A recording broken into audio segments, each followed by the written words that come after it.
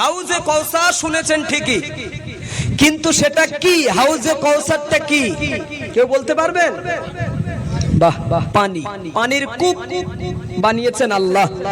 যে পানি ময়দানে মাহশারে ওই হাউজে কৌসারের পানি ব্যতীত আর কোনো পানি থাকবে না। হ্যাঁ, আর ওই বরকতি পানি হাউজে কৌসারের এক ফোঁটা যদি আল্লাহ আপনার তকদিরে মিলিয়ে দেয়, কতটা বললাম? এক ফোঁটা।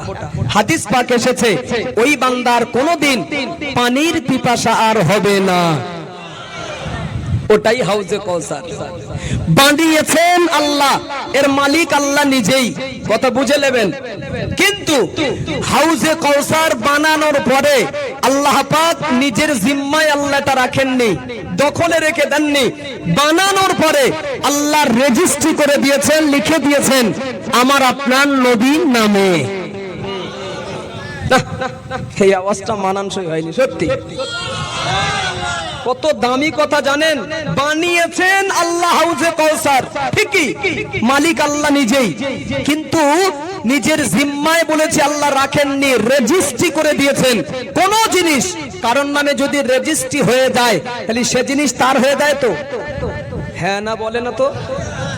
এই ঘরটা আমার, আপনার নামে লিখে দেবো, রেজিস্ট্রি করে দেবো, তাহলে আজ থেকে ঘরের মালিক আপনি তো। সুবহানাল্লাহ বলুন। বানিয়েছেন আল্লাহ, এর মালিক নিজেই, কিন্তু আল্লাহ রেজিস্ট্রি করে দিয়েছেন, লিখে দিয়েছেন আমার আপনার নবী পাকের নামে।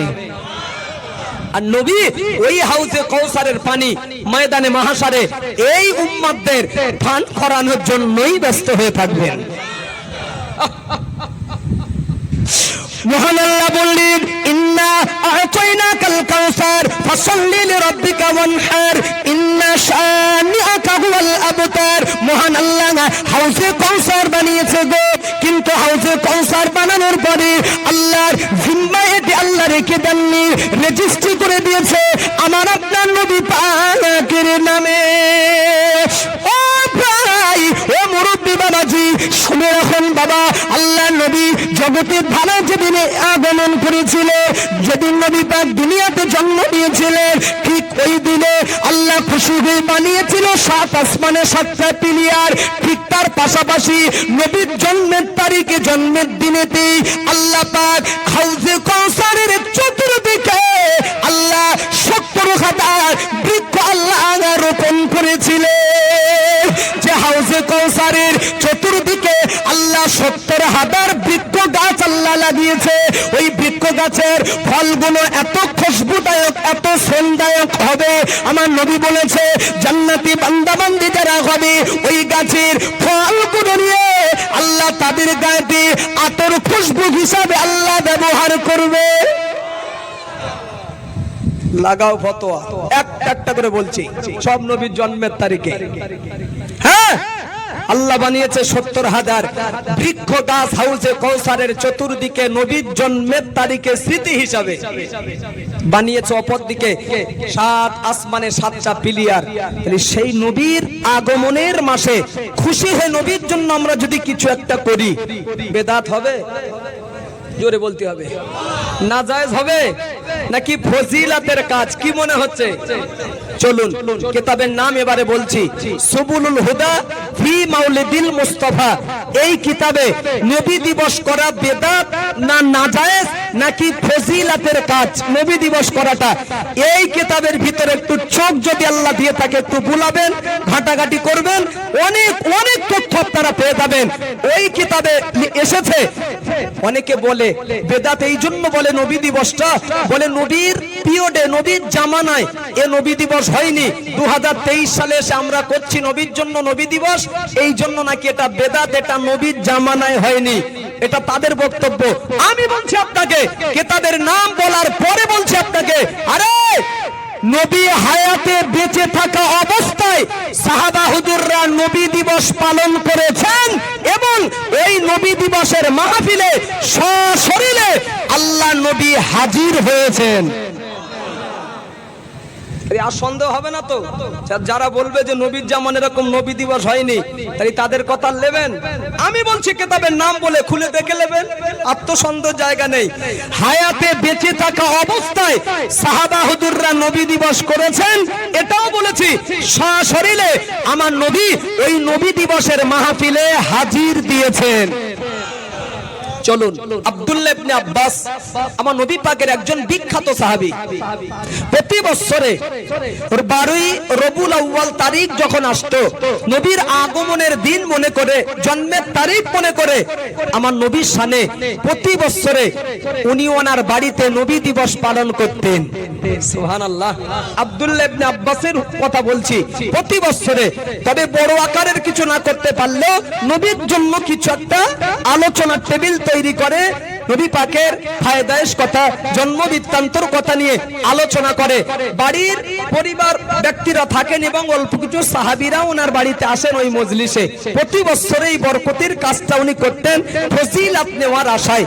তো আল্লাহ নবী টুকটুক টুকটুক করে কোন এক বছরে, আমার দিকে ধ্যান দিন, কোন এক বছরে আব্দুল্লাহ ইবনে আব্বাস হুজুরের বাড়ির পাশ দিয়েই নবী যাচ্ছিলেন। নবীর নজর পড়ে গেল আব্দুল্লাহ ইবনে আব্বাসের বাড়িতে যেন একটা আলোচনার মজলিস। নবী টুকটুক করে গেলেন আব্দুল্লাহ ইবনে আব্বাস হুজুরের বাড়িতে। আমার নবী পাকের সাহাবী আব্দুল্লাহ ইবনে আব্বাস নবীর চেহারা দেখে, নবীর আগমন দেখে এত খুশি, এত খুশি। আরে নবীর জন্মের তারিখে যে নবীকে নিয়ে আমার আজকে আলোচনা, নবীর জন্ম উপলক্ষেই নবী দিবস করেছি, সেই নবী যার উদ্দেশ্যেই, যার নিয়তে নবী দিবস, সেই নবীকে বিনা, আমি তো দাওয়াত করিনি, বিনা দাওয়াতেই যদি নবী আব্দুল্লাহ ইবনে আব্বাস হুজুরের বাড়িতে যায়, খুশি হবে না? এর থেকে আনন্দ কি হতে পারে? যার জন্যই মাহফিল, বিনা দাওয়াতেই হাজির। আব্দুল্লাহ ইবনে আব্বাসের অন্তর জুড়িয়ে গেল, খুব খুশি হলেন। সসম্মানে আমার নবীকে বসতে দিলেন। কিতাবের নাম বলেছি সুবুলুল হুদা ফি মাউলিদিল মুস্তাফা, ওই কিতাবে আব্দুল্লাহ ইবনে আব্বাস নবীকে বসতে দিলেন সসম্মানে। নবী বসলেন, বিষয়টাকে জানলেন, শুনলেন যে এই আলোচনার টেবিল কেন। আব্দুল্লাহ ইবনে আব্বাস সব বললেন। আপনার জন্ম উপলক্ষেই কেবল বরকত নেওয়ার আশায়, জন্ম বৃত্তান্তর কথা, আপনার ফায়দায়েশ কথা, গুনাগুনের কথা, আমি আব্দুল্লাহ ইবনে আব্বাস সকলকে নিয়ে একটু আলোচনা করছি, জানাজানি করছি। নবী শুনলেন বিষয়টা 12ই রবিউল আউয়াল তারিখে। আল্লাহ নবী বললেন, ও বাবা আব্দুল্লাহ ইবনে আব্বাস, তুমি প্রতি বছরের ন্যায় এবছরেও আমার জন্ম উপলক্ষে তুমি তোমার বাড়িতে আলোচনার মজলিস করেছো। আমি নবী আমার স্মরণের নবী দিবস পালন করেছো। ও বাবা আব্দুল্লাহ ইবনে আব্বাস, আমি রাসূলের পাক, আমি সশরীরে এই মজলিসে হাজির হয়ে আমি সকলকে লক্ষ্য করে আমি বলে যাচ্ছি, এই মজলিসে যত ব্যক্তি আজকে হাজির দিয়েছে, বসে গিয়েছে, আমি নবী পাক বলছি, হারামাত লাকুম শাফাআতি, কিয়ামতের দিন এদের সকলের জন্য আমি নবী আমার সুপারিশ করা ওয়াজিব হয়ে গেল। চট করে উত্তর দেবেন। তাহলে এবারে বলুন, নবী দিবস করাটা বেদাত, নাজায়েজ, ভুলের কাজ নাকি ফজিলাতের? আরে যে কাজটা আব্দুল্লাহ ইবনে আব্বাস নবী সাহাবী করেছেন, নবী হাজির হয়ে খুশি হয়ে তারপর তোই বলেছেন ময়দানে মাহশারে সকলের জন্য সুপারিশ করা নবীর তরফ থেকে ওয়াজিব। তাহলে এটা খুশির বিনিময়ে কথা আসে তো? হ্যাঁ না বলো? তাহলে নবীর জন্যই যদি এই নবী দিবস আমরা পালন করি, এই নবী দিবসের উপর আমার নবী কি খুশি? জোরে বলো, নবী কি খুশি? হ্যাঁ, আমরা সেই নিয়তে, সেই লক্ষ্যেই মাহফিল দিই। নবীর শান মান মর্যাদা কমাবার নিয়তে আমরা মাহফিল দিইনি, বরং উম্মত হিসাবে নবীর শান মান মর্যাদা বাড়ানোর নিয়তে মাহফিল দিই। কথা ঠিক না? বছরে একটা দিন মাহফিল দিয়ে, বছরে একটা দিন নবীর জন্য নবী দিবস পালন করে আপনি নবীর ঋণ শোধ করতে বসেছেন। জানেন, নবীকে ভালোবেসে আপনি নবী দিবস করেছেন বছরে একটা দিন। আপনি যদি জানতেন এর তুলনায় আপনি নবীকে যতটুকু বুকে টেনে নিয়েছেন, বুকে ভালোবাসা জায়গা দিয়েছেন, জানতেন যদি আপনি যে আমার তুলনায় নবীর বুকে আমার কতটা জায়গা আছে, বা মান নবী আমার তুলনায় নবী আমাকে কতটা ভালোবাসে, আমি যা নবীকে ভালোবেসেছি জানতেন যদি যে তুলনায় নবী আমাকে কতটা ভালোবাসে, বিশ্বাস করুন এ তো মাহফিল দেওয়া দূরের কথা, নবীর জন্য আপনি কলিজা কেটে দিতেন। হ্যাঁ, যদি জানতেন যে নবী আপনার কতটা ভালোবাসে। নবী চলে যাবে দুনিয়া থেকে, আল্লাহ নবীকে ডেকে নেবেন, তুলে নেবেন। বলুন তো, রাসূলুল্লাহর হাতে হাত দিয়ে সর্বপ্রথম ঈমানের কলেমা যিনি পড়েছিলেন পুরুষ ব্যক্তিদের ভিতরে, ওই সাহাবীর নাম কি? চট করে বলুন। সিদ্দিক আকবর হযরত আবু বকর রাদিয়াল্লাহু আনহু। সেই আবু বকর যিনি সর্বপ্রথম নবীর হাতে হাত দিয়ে ঈমান এনেছিলেন। আবু বকর হুজুর আমার নবীকে এতটাই ভালোবাসতেন, এতটাই মহব্বত করতেন, কোন কিতাব এসেছে নবীকে আল্লাহ জগৎ থেকে উঠিয়ে নেবেন, তুলে নেবেন, নবীর ইন্তেকাল হবে। তবে আবু বকরের সামনে নবীর ইন্তেকাল যদি হয়, আবু বকর নবীকে জীবনের চাইতে বেশি ভালোবাসতেন। এজন্য আল্লাহর সিদ্ধান্ত আবু বকরের সামনে নবীর ইন্তেকাল নয়। না, আবু বকর বেহুশ হয়ে যেতে পারে, এমনকি আবু বকর সিদ্দিক বুক ফেটে মারাও যেতে পারে। এজন্য আল্লাহর ফয়সালা সিদ্ধান্ত নবীকে আল্লাহ ডাকবেন, তুলে নেবেন, তবে আবু বকরের সামনে নয়। কিতাব এসেছে নবীর ইন্তেকালের আগ মুহূর্তে আবু বকর সিদ্দিক হুজুরের মনটাকে আল্লাহ চঞ্চল করে দিয়েছেন, সাইড করে দিয়েছেন। নবীর ঋণ শোধ করতে বসেছেন তো, দেখুন পারবেন কিনা। আবু বকর সিদ্দিক রাদিয়াল্লাহু আনহু একদিন আমার নবী পাকের সম্মুখে দাঁড়িয়ে বললেন, ইয়া রাসূলুল্লাহ, হাবিবাল্লাহ, আমি আবু বকর একটু শ্বশুর বাড়ি যাব। কোথা যাবে? শ্বশুর বাড়ি যায় তো এখনকার ছেলেরা, বাপ মারও ভালো করে বলে যায় না। কি মানা মানতেন সাহাবীরা, শ্বশুর বাড়ি যাবে নবীর অনুমতি লাগবে, প্রয়োজন মনে করতেন, তা মানার ব্যাপার। নবী বললেন যাও আবু বকর, তবে লম্বা টাইম নিও না, তাড়াতাড়ি ফিরে এসো। ব্যাস, নবী অনুমতি দিয়েছেন।